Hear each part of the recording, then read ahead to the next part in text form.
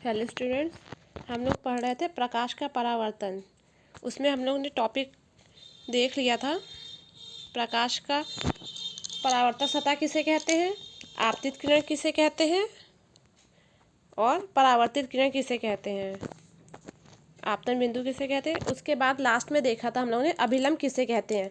आज देखेंगे आपतन कोण किसे कहते हैं। आपतन कोण में आपतित किरण और अभिलंब के बीच बने कोण को आपतन कोण कहते हैं। ठीक, उसके बाद परावर्तन कोण किसे कहते हैं।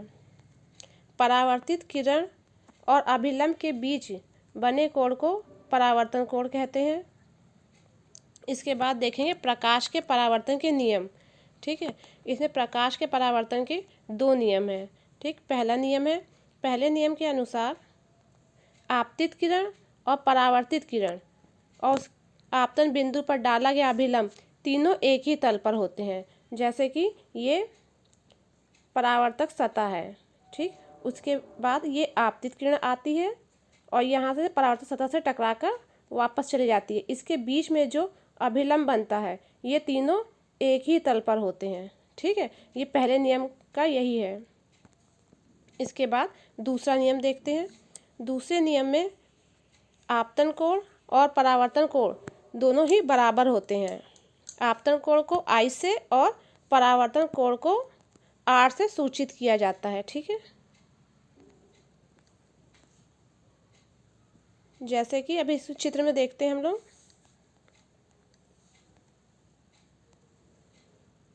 ये हमारा परावर्तक सतह है। ठीक है, समतल परावर्तक सतह। उसके बाद ये आपतित किरण और ये परावर्तन के बाद ये परावर्तित किरण और बीच में ये हमारा अभिलंब है। ठीक, तो इसके बीच में जो ये कोण बन रहा है आपतित किरण और अभिलंब के बीच में, ये आपतन कोण और अभिलंब और परावर्तित किरण के बीच में जो ये कोण बन रहा है ये दोनों ही कोण आपस में बराबर होते हैं। दूसरा नियम यही बता रहा है। ठीक है, आगे देखेंगे विचलन कोण किसे कहते हैं। ठीक, आपतित किरण के बढ़ाए गए भाग से परावर्तित किरण तक जो कोण बनता है उसे विचलन कोण कहते हैं। ठीक है, विचलन कोण को फॉर्मूले से भी निकाल सकते हैं, इसकी वैल्यू निकाली जाती है। विचलन कोण का फॉर्मूला है 180 डिग्री माइनस 2i। 2i मतलब i मतलब क्या होता है हमारा आपतन कोण। ठीक है, इसके बाद है इसे दो तरीके से बनता है, घड़ी की दिशा में और एक घड़ी की विपरीत दिशा में। ठीक है, इसको हम लोग एक क्वेश्चन से देख लेते हैं। यदि आपतन कोण 45 डिग्री है तो विचलन कोण का मान कितना होगा। ठीक, तो आपतन कोण मतलब I हो गया, तो इसको फॉर्मूले में रखते हैं। विचलन कोण बराबर 180 degree minus 2i।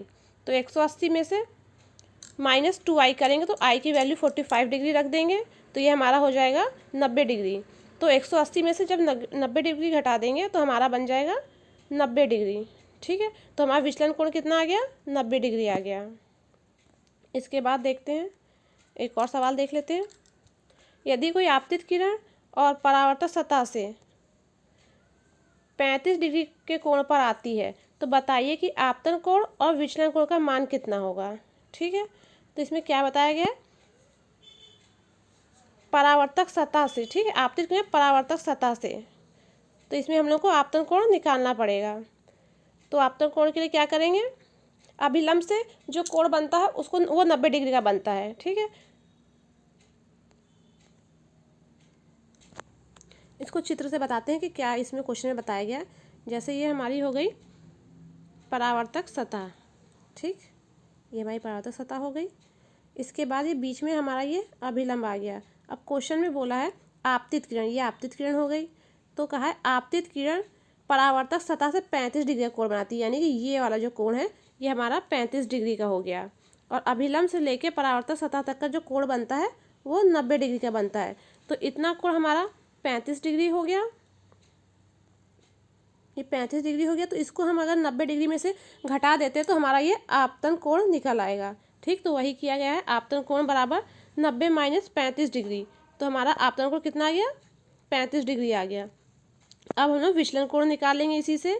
180 degree minus 2i is equal to 180 minus 55, 2 को 55 से गुणा कर देंगे तो इतना आ जाएगा हमारा 110। तो 180 में से 110 घटा देंगे तो हमारा आ जाएगा 70 डिग्री। ठीक है, तो ये जो 70 डिग्री आया है ये हमारा विचलन कोण हो गया। ठीक, आगे देखते हैं, एक और सवाल इससे देख लेते हैं। यदि परावर्तन कोण 180 डिग्री का है तो विचलन कोण का मान बताइए। ठीक, तो इसमें भी यही बताया गया है। इसमें क्या दिया गया है, परावर्तन कोण दिया है। तो आपतन कोण और परावर्तन कोण हमारा बराबर होता है। ठीक है, तो अगर परावर्तन कोण दिया हुआ है कितना 80 डिग्री, तो आपतन कोण भी हमारा कितना हो जाएगा 80 डिग्री हो जाएगा। तो इसको हम लोग फॉर्मूले में लगा लेंगे। तो फॉर्मूला हो जाएगा विचलन कोण बराबर 180 डिग्री माइनस 2i। ठीक, तो इसमें जब लगा लेंगे तो उसके बाद हमारा आ जाएगा 180 में से 160 माइनस करेंगे तो हमारा विचलन कोण कितना आ जाएगा 20 डिग्री। ठीक है, ये हो गया। अब इसके बाद हम लोग देखते हैं नया टॉपिक, प्रतिबिंब किसे कहते हैं। ठीक, प्रतिबिंब किसे कहते हैं, चलिए देखते हैं। किसी प्रकाश स्रोत से आ रही प्रकाश किरणें परावर्तन या अपवर्तन के बाद जिस बिंदु पर मिलती हैं या मिलती हुई प्रतीत होती हैं उस बिंदु को वस्तु का प्रतिबिंब कहते हैं। ठीक है, फिर से एक बार देख लेते हैं। किसी प्रकाश स्रोत से आ रही प्रकाश की किरणें परावर्तन या अपवर्तन के बाद जिस बिंदु पर मिलती हुई प्रतीत होती हैं या मिलती हैं उस बिंदु को वस्तु का प्रतिबिंब कहते हैं। ठीक है, प्रतिबिंब हमारा 2 प्रकार का होता है, पहला वास्तविक प्रतिबिंब और दूसरा काल्पनिक प्रतिबिंब। ठीक है, अब देख लेते हैं ये वास्तविक और काल्पनिक क्या होता है। वास्तविक प्रतिबिंब में किसी प्रकाश स्रोत से आ रही प्रकाश की किरणें अपवर्तन या परावर्तन के बाद जिस बिंदु पर मिलती हैं, ठीक है, मिलती हैं जहाँ पर, उस बिंदु को वस्तु का वास्तविक प्रतिबिंब कहते हैं और इसे पर्दे पर प्राप्त किया जा सकता है। ठीक है, जिस प्रतिबिंब को हम लोग पर्दे पे प्राप्त कर सकते हैं वो हमारा क्या होता है, वास्तविक प्रतिबिंब होता है। ठीक है, वास्तविक। उसके बाद दूसरा हमारा है टॉपिक काल्पनिक प्रतिबिंब। काल्पनिक प्रतिबिंब में क्या है, किसी प्रकाश स्रोत से आ रही प्रकाश की किरणें परावर्तन या अपवर्तन के बाद जिस बिंदु पर मिलती हुई प्रतीत होती हैं, ठीक है, इसमें क्या होता है, काल्पनिक में प्रतीत होती हैं, उस बिंदु को इस वस्तु का काल्पनिक प्रतिबिंब कहते हैं और इसमें इसे पर्दे पर प्राप्त नहीं किया जा सकता। मतलब जिस भी प्रतिबिंब को पर्दे पर प्राप्त नहीं किया जा सकता वो हमारा क्या होता है, काल्पनिक प्रतिबिंब होता है। ठीक है, अब इसकी प्रकृति के बारे में देख लेते हैं। ये काल्पनिक होगा और दूसरा ये सीधा होगा और जितनी दूरी पर वस्तु होगा प्रतिबिंब भी दर्पण के पीछे उतनी ही दूरी पर बनेगा। ठीक है, उसके वस्तु का आकार और प्रतिबिंब का आकार समान होगा और पार्श्व उल्टा प्रतिबिंब बनेगा। ठीक है, उसके बाद हम लोग दोनों में अंतर देख लेते हैं, वास्तविक प्रतिबिंब और काल्पनिक प्रतिबिंब में अंतर क्या है। ठीक, तो इसके 2 निम्नलिखित अंतर है, पहला काल्पनिक और दूसरा वास्तविक प्रतिबिंब में अंतर इस तरह से देखेंगे। यह वास्तविक कटान पर बनता है, ठीक है, और काल्पनिक वाला काल्पनिक कटान से बनता है। ठीक, दूसरा पॉइंट है कि इसे पर्दे पर उतारा जा सकता है और काल्पनिक को पर्दे पर उतारा नहीं जा सकता है। ठीक है, और वास्तविक में तीसरा पॉइंट है यह हमेशा उल्टा बनता है। ठीक है, वास्तविक प्रतिबिंब हमेशा उल्टा बनता है और काल्पनिक प्रतिबिंब हमेशा सीधा बनता है। यह वास्तविक में दर्पण के सामने बनता है और दर्पण के पीछे काल्पनिक वाला बनता है। ठीक है, अब इसके आगे देखेंगे विपरिवर्तन किसे कहते हैं।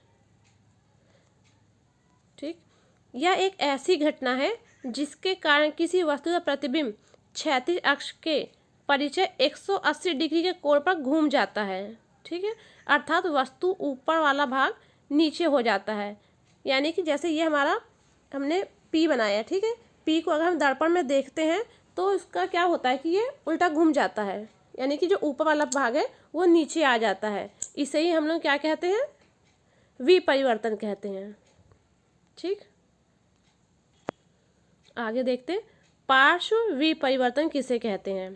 ठीक, यह इसको देखते हैं, यह एक ऐसी घटना है जिसके कारण किसी वस्तु का प्रतिबिंब उग्र अक्ष के परिचय 180 डिग्री के कोण पर घूम जाता है, अर्थात वस्तु का दायां भाग बायां हो जाता है। ठीक है, जो मतलब इसमें क्या होता है कि जो वस्तु हमको दाएं में दिखती है वो प्रतिबिंब में हम लोग को बाएं साइड में दिखती है। ठीक है, इसे ही क्या कहते हैं, पार्श्व विपरिवर्तन कहते हैं। जैसे कि इसका एक उदाहरण हम लोग ले सकते हैं एम्बुलेंस। एम्बुलेंस सब लोगों ने देखा होगा, उसमें क्या लिखा होता है, एम्बुलेंस लिखा होता है। अगर हम लोग उसको किसी भी दर्पण में देखेंगे तो वो जो स्टार्टिंग में जो अल्फ़ाबेट लिखा होता है वो हम लोग को आखिरी में दिखाई देता है, यानी कि हम लोग को जो बायां भाग होता है वो दाएं में दिखाई देता है, दायां वाला बाएं में दिखाई देता है।